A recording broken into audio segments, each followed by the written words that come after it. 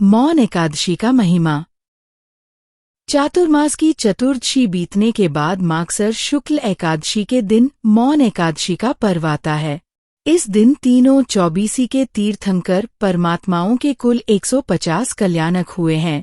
इसलिए यह दिन ऐसा श्रेष्ठ है कि इस दिन उपवास करने वाले को 150 उपवास का फल मिलता है। ऐसे उत्तम फल देने वाले इस पर्व की सबको अवश्य आराधना करनी चाहिए। इस तिथि की आराधना करने वाले सुव्रत सेठ की कथा यहाँ आगे जानते हैं। एक बार 22वें तीर्थंकर श्री नेमिनाथ प्रभु द्वारिका नगरी में पधारे। उस समय कृष्ण महाराजा प्रभु को वंदन कर सभा में बैठे। प्रभु ने वैराग्यमय देशना दी।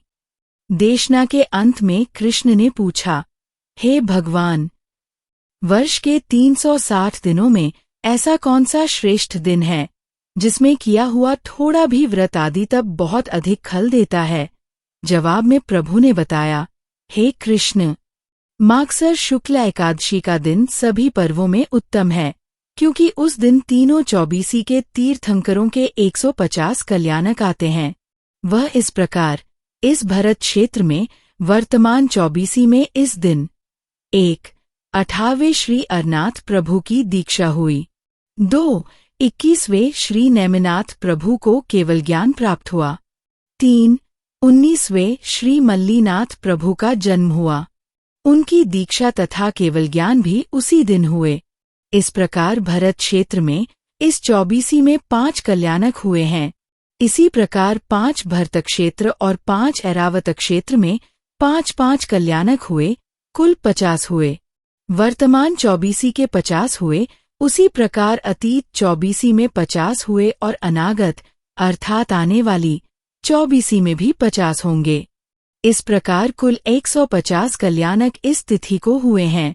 इसलिए इस तिथि के उपवास से 150 उपवास का फल मिलता है। परंतु जो लोग विधि पूर्वक इस तप की आराधना करते हैं, उनके फल का तो कहना ही क्या। यह तप 11 वर्षों में पूरा होता है। इस दिन मुख्य रूप से मौन धारण किया जाता है, इसलिए इसे मौन एकादशी कहा जाता है। ये सुनकर कृष्ण महाराज की जिज्ञासा बढ़ती गई और उसने फिर पूछा, हे भगवंत, पूर्व में किसी भाग्यशाली जीव ने इस पर्व की आराधना की है और आराधना करने पर उसे क्या फल मिला? कृपा करके बताइए। तब भगवंत ने इस पर्व की आराधना करने वाले सुव्रत सेठ की कथा कही। घातकी खंड में दक्षिण भरतार्ध में विजयपुर नामक नगर में सूर नाम का बड़ा व्यापारी रहता था। वह बहुत धनवान और देवगुरु का परम भक्त था। एक बार सेठ ने गुरु से पूछा, मुझसे प्रतिदिन धर्म नहीं हो पाता, इसलिए मुझे ऐसा एक दिन बताइए जिस दिन किया हुआ धर्म बहुत फल देता हो। तब गुरु ने मौन एकादशी का महिमा बताया। उस दिन चौविहार उपवास, 8 पहर का पौषध आदि की विधि बताई। सेठ इस दिन की आतुरता से प्रतीक्षा करने लगे। मागसर शुक्ल एकादशी आई। सेठ ने आदरपूर्वक तप शुरू किया। विधिपूर्वक चौविहार उपवास और 8 पहर का पौषध किया। हर वर्ष वह भक्तिभाव से मौन एकादशी की आराधना करने लगे। आयुष्य पूर्ण होने पर सेठ मृत्यु को प्राप्त हुए। भावपूर्ण एकादशी की आराधना के फल से वह आरन नामक 11वें देवलोक में देव हुए। वहां दिव्य भोग भोग कर आयुष्य पूर्ण किया। फिर 11वें देवलोक से वह जीव जम्बूद्वीप के भरत क्षेत्र में सौरीपुर नगर में समुद्रदत्त सेठ की पत्नी प्रीतिमती के गर्भ में अवतरित हुआ। प्रीतिमती ने बहुत सुंदर पुत्र को जन्म दिया। गर्भ में रहते ही माता को व्रत पालन की इच्छा हुई, इसलिए बच्चे का नाम सुव्रत रखा गया। पालन पोषण के साथ सुव्रत 8 वर्ष का हुआ, तब उत्सव पूर्वक पढ़ने भेजा गया। वह पढ़ाई में अत्यंत कुशल था। उसने सभी कलाएं सीख लीं। युवावस्था में आने पर पिता ने उसका विवाह 11 सुंदर कन्याओं से कराया। उनके साथ विश्व सुख भोगते हुए काल व्यतीत होता रहा।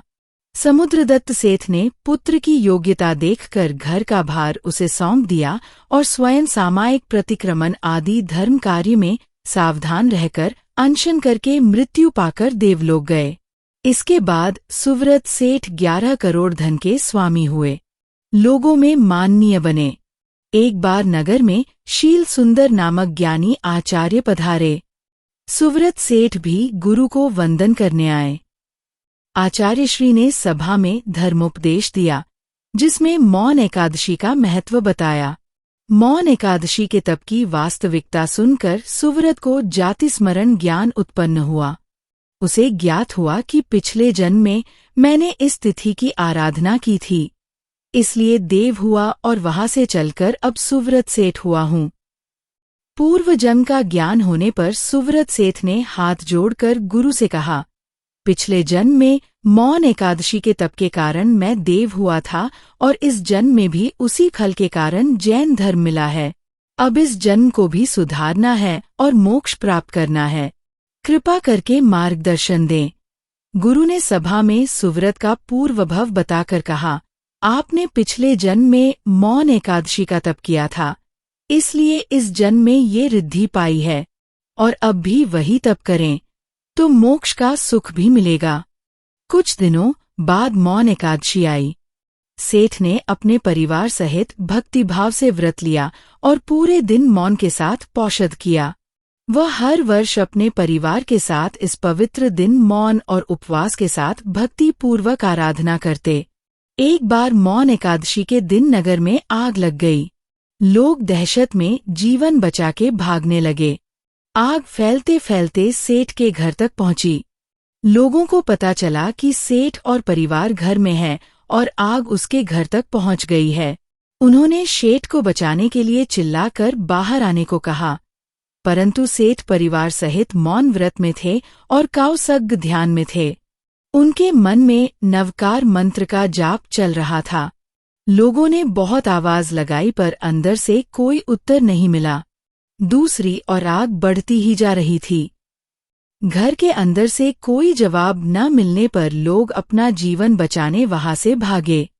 सेठ के धर्म के प्रभाव से उनका घर, दुकान, पौषधशाला आदि सब बच गए। बाकी पूरा नगर जल गया।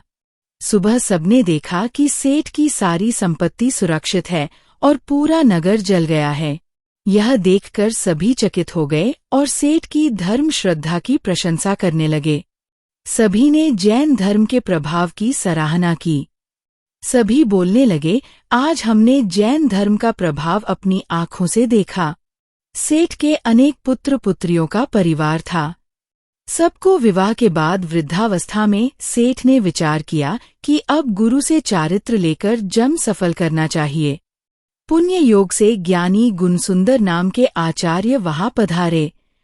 सेठ ने बड़े पुत्र को घर सौंपकर परिवार की जिम्मेदारी उसको सौंपी। उसके बाद सेठ ने गुणसुंदर आचार्य के पास दीक्षा ली।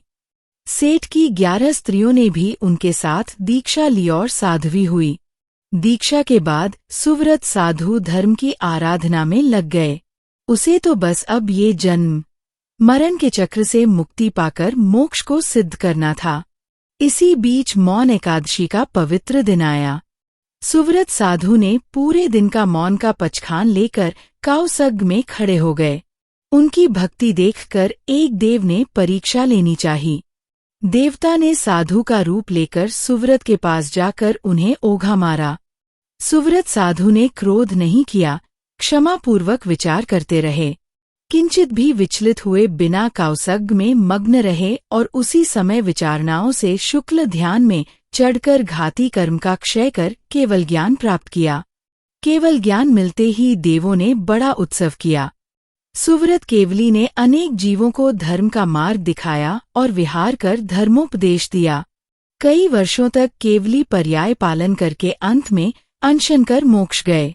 अन्य अनेक जीवों ने भी इस तप की आराधना कर अनेक रिद्धियां पाई और मोक्ष गए। इस प्रकार श्री नेमिनाथ भगवान ने श्री कृष्ण वासुदेव को मौन एकादशी का महिमा बताया। ये सुनकर श्री कृष्ण वासुदेव भी भाव विभोर हुए, धर्म कार्य में उद्यमी बने और तीर्थंकर नाम कर्म बांधा। जैन धर्म के इतिहास में कई ऐसी प्रेरक कहानियां छिपी हुई हैं, जिनसे हमें त्याग, भक्ति और अहिंसा का अमूल्य संदेश मिलता है। इन कहानियों में साधु साध्वियों, राजाओं, रानियों और भक्तजनों की अद्भुत आस्था और जीवन मूल्य दिखाई देते हैं। जैन धर्म के उन तारलों की अनसुनी और प्रेरणादायक कहानियां सुनने के लिए हमारा चैनल जैन लाइब्रेरी सब्सक्राइब करना मत भूलिए।